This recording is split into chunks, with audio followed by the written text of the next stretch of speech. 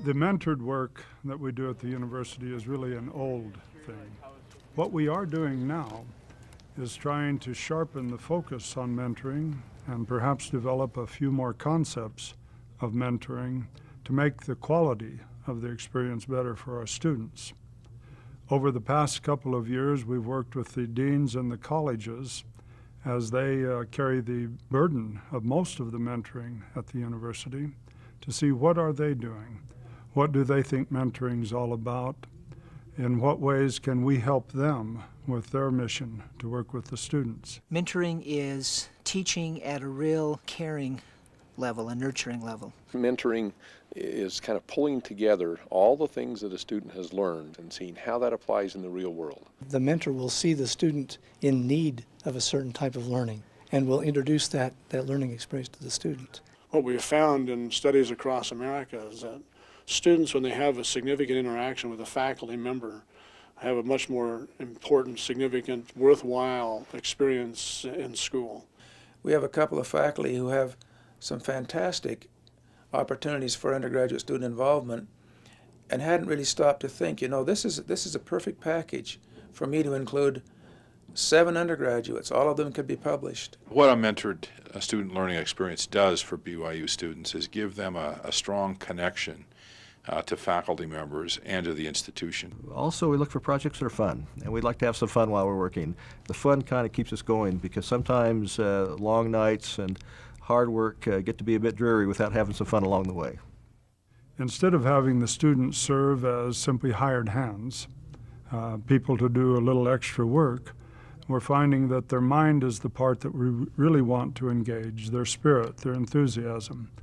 If they're a participant, a cooperator, a co-inventor of whatever it is that's going on, we see growth. We put a little carbon next to each side so that it'll conduct electricity, and there's a thin carbon coating on the surface.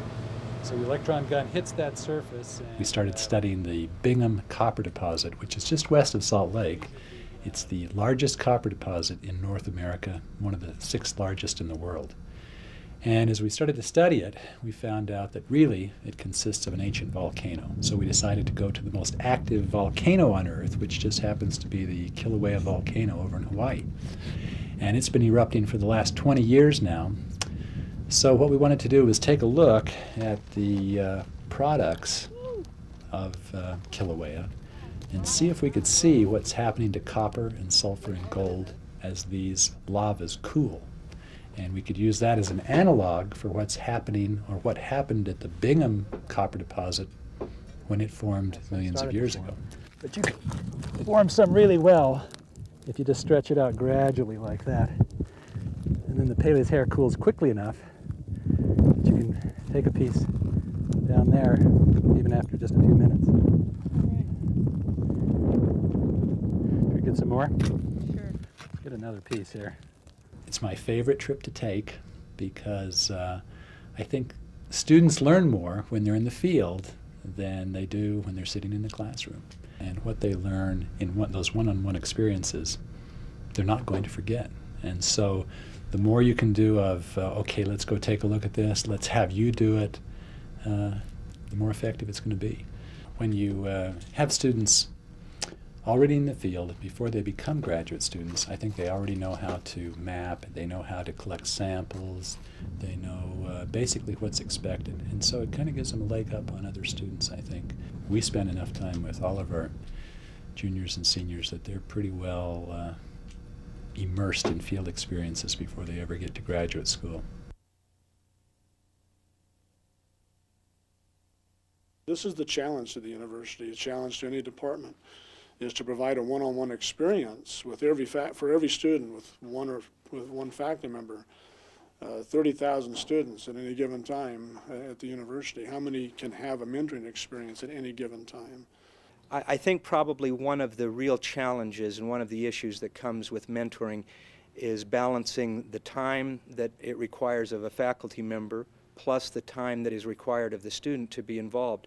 There is a great need for for more resources to support mentoring projects, for more faculty to become involved directly with students in the project, and for more discussion and conversations related to how students might become involved. What they have to learn is how to initiate the project, how to orient students, how to create a group dynamic that's positive and productive.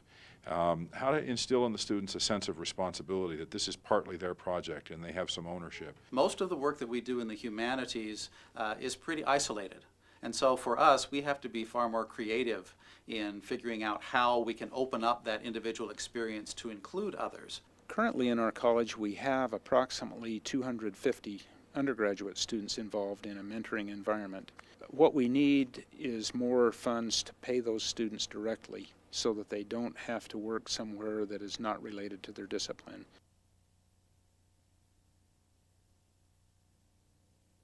There are actually several different projects going on in my lab, and I have students working in groups, graduate with undergraduate students. There are 20 undergraduates and 3 graduate students altogether. Working in these groups, some of them are focused on studying animal models of arthritis. Other students are studying cartilage collagen genes. People ask how we have such outstanding undergraduate students at BYU, how they can do this quality of work. I think there are 2 factors. One is that they really are sharp students. We have some excellent students. They were great when they came here and they learn more as they're here. But the second thing is that we give them the opportunity. They're challenged, they have the opportunity. In most places, an undergraduate student is lucky to be able to get into a lab and wash dishes. And in my lab, nobody is hired just to wash dishes. Every student has their own project that they are responsible for, and if they don't do it, no one else does. I didn't know what I was expecting when I got into the mentored environment. I figured that I would probably be working with a stuffy professor who wanted me to do dishes. She really has her students' best interest in mind, so I feel like every time there's a possibility for me to get a scholarship, or every time there's an opportunity for me to further my own interests, Dr. Bridgewater is right there telling me this is how you would do it, because if I was in your position and when I was in your position, this is what I did. The students who have been in the lab the longest end up being mentors themselves for the new students coming in. They train them, they help them understand how the lab works, they help them understand the importance of publishing and producing experiments that come together to create a complete story that we can publish. It's prepared me for all of my classes that I've taken. Since I was in the lab working before, I had my molecular biology classes, and I excelled in all of my classes that were related to this material.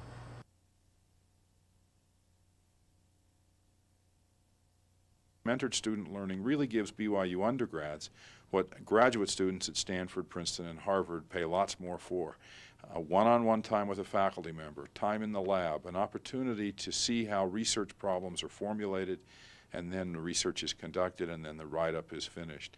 Our students who have an experience with an individual faculty in a clinical or a research project have a much broader view of what they can do with their practice of nursing. There's nothing quite as exciting as being a part of an original discovery.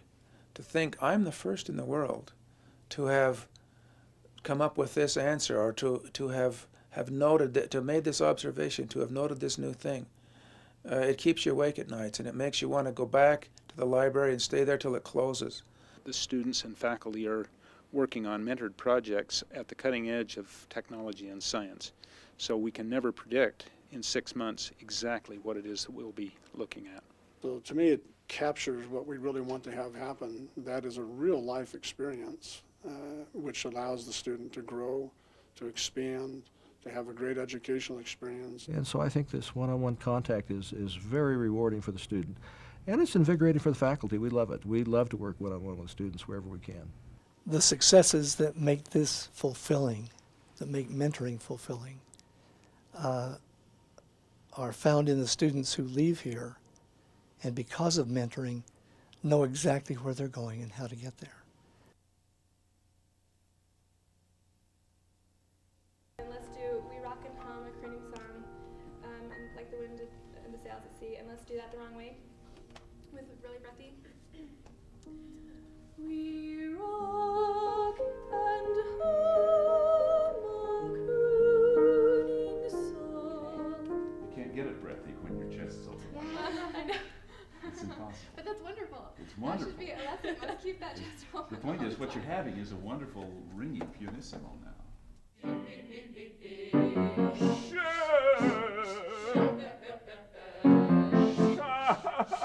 Well, on the issue of mentoring, we in the voice teaching area, in fact, music teaching area generally, we come from the opposite side. For 500 years, teaching has been one-on-one. And the one-on-one, of course, gives us a luxury that other teachers who have to teach 500 people in the classroom don't have, but it also has some disadvantages in that there becomes a dependency and a lack of independence on the part of the students. Students always looking to the teacher for the answer to every question. So we put them in a class of 15 or 16 students and have them, again, do, as learners of singing, what these students are doing as teachers of singing. They end up responding to one another, seeing how the principles work in other people's voices, observe it. They already are starting to think about how to, watching teaching happen, not just their own learning, but watching the teacher help things happen in other students, so that when they get to this point, these kids really know what they're doing. They're going to be already very, very good teachers. BYU is just so unique in the fact that you get to know the other singers around you. You get to know how things work in their voice. You get to see the improvement in their voice. You can learn from their improvement to be able to create an improvement in your voice. And I think that's really different because most places do not have that kind of interaction so that you can learn from other people. If the teacher is too dominant a figure, then it doesn't get the result, the confidence, and the students are not as open to every moment of learning. They have become habituated to just feeding back to the teacher what they think he wants, rather than concentrating on whatever learning they can get from each other, in the hallway, from any teacher who's available. I mean, that's the attitude of learning I'd like to encourage. Beautiful. Yay, Fiona.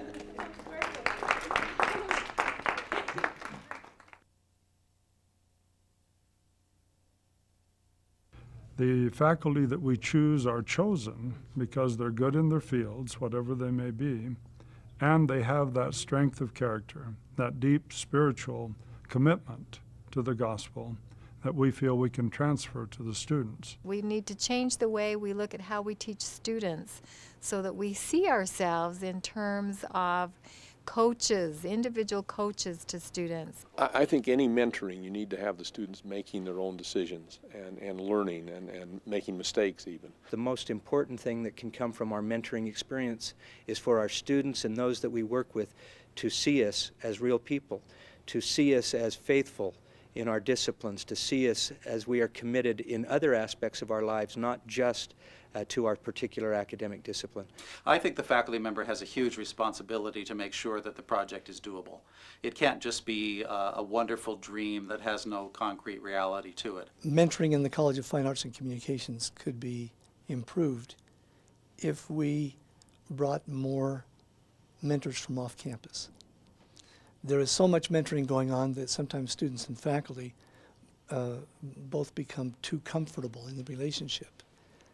We need to infuse into that relationship individuals from off campus who bring a certain skill and understanding, something to the mentoring environment that stimulates and makes it fresh again.